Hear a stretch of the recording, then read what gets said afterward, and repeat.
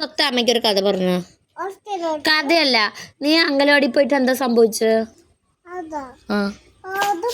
അയ്യോ, അത് പിന്നെ പറ.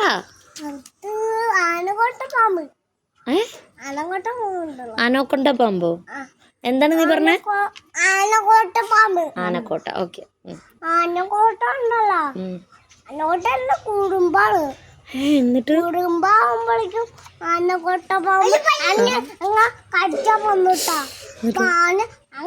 കലവള കുറച്ച് ചോട്ടില് ആനക്കോട്ട പാമ്പിനെയാ.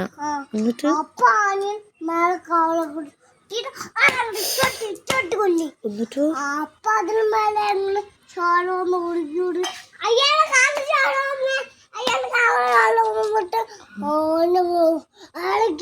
കുത്തി കുത്തി കൊല്ലിട്ടാ. അപ്പൊ അതിന്റെ അമ്മ വന്നിട്ട് അത് ഉപ്പിച്ചാതിയാ? ഉപ്പിച്ചാതി.